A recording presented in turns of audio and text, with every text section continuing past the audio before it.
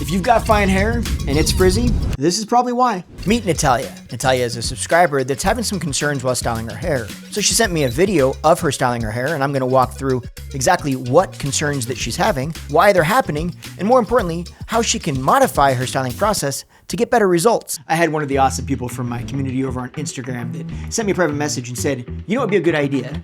If you had your subscribers actually send you video of them styling their hair, and then you could break down or critique the styling process to kind of help them if there's any problems or struggles that they have. To which I said, say less. That is a fantastic idea. I reached out to my Facebook community and I asked them, hey, would you guys think this is a good idea? Which they loved. And I said, okay, if you do, send me a message and we'll get this process on the road. If you want to be part of that Facebook community, there is a link in the description where you can find it. Oh, and if you're new to me, my name is Justin Hickox. Been a professional hairstylist for 30 years and a salon owner for 20. So this is gonna be a fun video. It's gonna be a little bit more of a relaxed. Can we have a relaxed video where it's not like so overly produced? Justin Hickox, salon owner. Where we just chill and hang out. And my main problem is that I have wavy hair with great volume, and sometimes I want to weigh it straight and it doesn't look good. Okay, so first things first, she says that she's got wavy hair, so there's some texture in it. Her hair looks to be on the finer side. Let's find out what happens. Okay, so we're getting the blow dryer. Now what I haven't seen yet is any products. I don't know if you've applied products, Natalia, or if you don't use any products. I forgot to put my gel. Or she forgot to put her gel. All right, answer my question. The main thing I'm looking at right now is to determine how she's applying the gel. If we're going to be using gel or any product to get control out of hair, which it sounds like what is Natalia's goal here, then we need to make sure that we essentially get it from roots to ends, okay? Now that's if we're creating volume or trying to smooth the hair out. If you're trying to smooth texture out, you still need product, not just in any specific area, but throughout your entire hair. Wherever you don't have the product, you're gonna get the frizz. There's a misconception, the idea that people think root lift creates volume, right? I just get it at the roots and then I'm gonna get lift and control.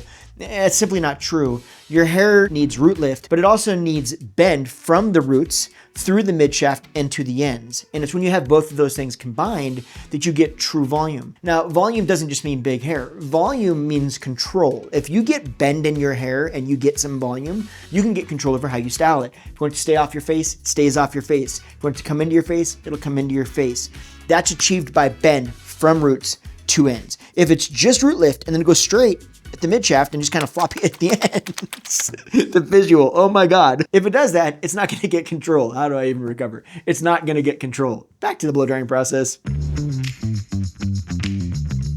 Okay, Natalia, so it looks like you're starting to get it dry. She's doing a good job of getting the roots up off the scalp to get some initial volume at the roots. At this point, my only critique, Natalia, would be that you move the blow dryer around a little bit more. Right now, you're doing a lot of, you move it, but you kind of hold it one spot for a sec, you do this, and then you kind of move it over to another spot. If we move that continuously and then break it up and then move it around and move, mess your hair up, you're minimizing the amount of time that that blow dryer stays in one particular spot. That's gonna minimize potential damage. But more importantly, you're really blowing that air around a lot more, and that's gonna give you a little bit faster over dry time. I like the fact that you use a modifier, an air modifier, to help control airflow. However, at this particular point in the process, I don't think you need it, and your hair would likely dry faster without it. So you kind of have to look at it like two different things. Right now, you're drying your hair very fast, which is good. And if that's your main number one goal, then you could continue doing that. However, we just recognize that this is gonna add a little bit more texture to your hair. We're gonna have to take that out afterward. The other option would be that you comb that hair forward with the volumizer brush. There's slots in it so the air travels through it. So it helps to dry hair quickly, but also gives you some control over it. You could put that in your hair, comb it forward, and use that air blowing down your hair shaft constantly so that you start to smooth that hair out in the process of getting this rough dry. Okay, so right now, Natalia, you've got your hair basically about 80% dry. We could actually get it a little bit drier and you would be okay. It's gonna take a long time to get it fully dry with this brush. And the benefit that you're gonna get out of having it this damp is minimal to none. So it's not gonna help you smooth it out more with this brush. It's just gonna take you longer to get there. But this is fine, we'll go from here. Now, I love the fact that you're using a round brush. There's some very important things to understand about this. I understand that using two things, a brush and a blow dryer, can be super annoying, and for some people it's just not an option. So that's where this kind of airbrush tool comes in handy. But the concern about these, well, there's two. Number one is that they often don't get enough tension. The key to utilizing a round brush to smooth hair out is the tension that you get. If the brush does not have enough tension, then the probability of it getting your hair smooth is very minimal. You need to put the round brush in and make it feel like you go through like this and it pulls a little bit. Not bad, but there's a little bit of tension there. Now, if this one's got good tension and you feel like you can pull on it, great, continue using it. The other concern is that they are also blowing air actively, and the air is coming from inside the brush versus you being able to control where that air is headed. If you're in a situation where you're trying to control frizz or texture, we have to be concerned about where that air is blowing.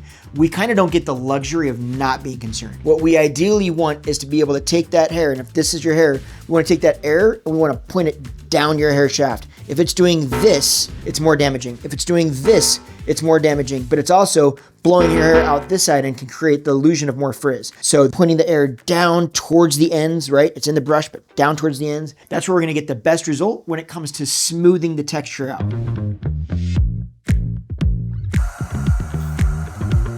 And Natalia, the fact that you even can do the back that well it's so good.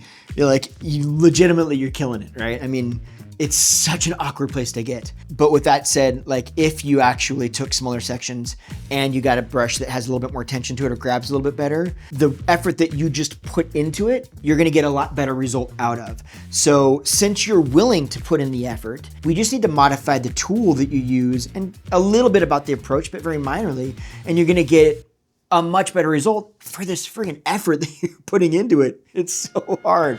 Oh, the back, I can imagine. So here's what I like about it. You can see right here.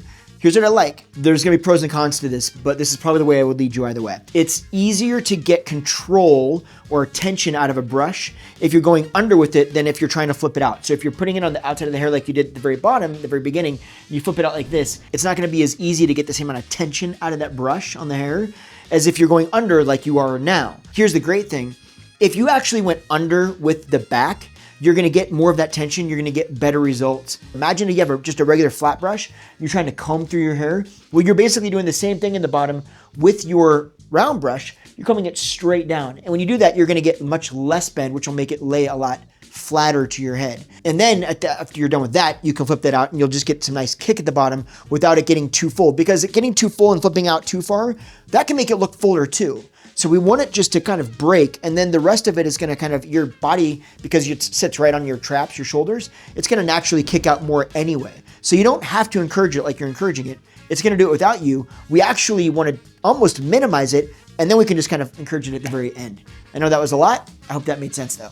Real quick, by the way, if you like this kind of content, do me a huge favor and let me know below. This is the first time I've ever done this, so I need to know if this is something you want to see more of. And if you want to be considered for one of these videos, there is a link in the description below where you can get set up for that. Seriously, if you're getting any value out of this, you actually like this, do me a huge favor, hit that subscribe button. It actually helps. Comment, share it with a friend. Big deal. I hate saying that stuff, it's so YouTube-y, but hey, it helps me make more of this content for you. Great, this is great. Natalia, good job. I love this. See where the roots are going on this section, right? They're coming up away from the scalp, so they're not being pulled down in the scalp. Everything basically above the recession line to the occipital bone back here, this whole top area. It's best if you do that because you're gonna help encourage a little bit of that root lift. Then on the sides, you don't want that volume. So instead of pulling it out, pull it down and run brush like that. You'll help to minimize some of that volume on the sides, which will make the top look like it's got more volume, even if it doesn't have more volume. And this, if you look right here, while I love where the roots are going, the section of hair is just too big for that brush to work through. So it's too big for the heat to get through to the whole section and get control of it. Now, my other concern right now is the fact that you have it stopped right there. So you really don't want to stop those. Those brushes, hot air brushes, get a bit too hot. So moving them through a section is super important because you don't want that heat to be applied to any specific area for longer than it absolutely has to.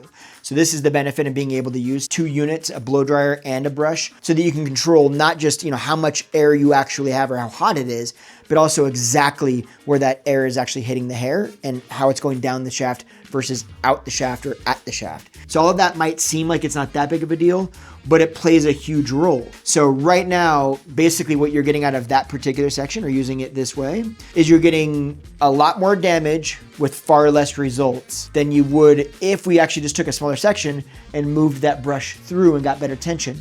We would then get less damage even though we're using the exact same tool, and we would get far better results. And that's the direction that we want to head. So it's not just that you're using this bad tool, because that's not what I'm getting at. We want to make sure that we're using it the correct way to maximize the benefits. Okay, so now we're going to move to the top. Okay, Natalia, so what you can do if you want to get that comb through easier, one, I would probably not use a comb like that. I would actually get like a brush. But if you just kind of work it from the ends all the way to the roots, it's short, fast brushes, ends up to the roots. It'll come out faster and easier for you. And again, not to reiterate this, but again, the reason that you're not being able to control the frizz is about 85% just the tension on that brush. The movement of the brush is not to get the bend or anything like that. What it's really there for is it's there to help get tension on the hair and to get control out of it. And so that's what we should be utilizing it for, is you put it in right here. Now you'd want to actually start really pulling that through. And since you can see that some of the hair is moving and some of the top layer is just kind of stagnant, it's just staying there, that top layer got basically no results out of that process that you just did. We want to take that smaller section and really be moving our arms as we're moving the brush. And I would like to see you move that, pull that brush out, pull it out. That's going to make a big difference. Okay, so we're getting to the very front here. So I'm very curious to see how you do this, because this can make or break things. So that section is too big. We want to make sure that we take a smaller section. So that big chunk that you just took, Natalia, I would probably move that into about 3, maybe even 4 smaller, thinner sections, and bring all of that straight down. So you pin up the back, grab the front piece, pull it straight down like you're going to wear really heavy bangs. And you're really going to get that tension in there. It should almost, again, feel like you're pulling a little bit. Then the next section behind it, you're going to do the same thing. You're going to take all that hair, pull it back, grab a small section, and you're going to do this again. And you're going to do the same thing with the one behind that until you get that whole section dry and smooth. Then you can bring that back off of your face and you'll be able to have a lot more control out of it. But part of what you're struggling with right now is simply the size of the section. Okay, so let me recap.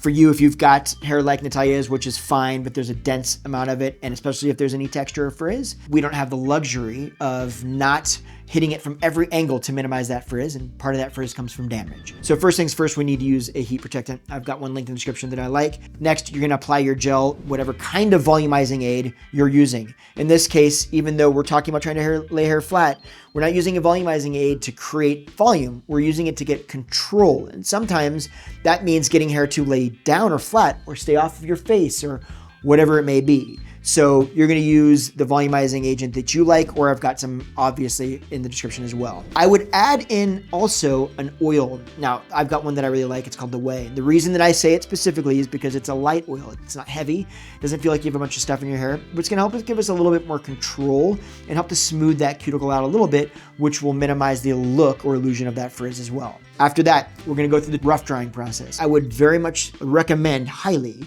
that you actually do use a brush, like the volumizer brush I've got linked below, because it's easy. It's small, but it's gonna help you start getting some of that frizz that you're dealing with out of your hair from the very beginning. Pointing that airflow directly down from the roots to the ends, almost like skis on a ski slope. They're not pointed at the slope, they're sitting right parallel with the slope. That's how they move forward.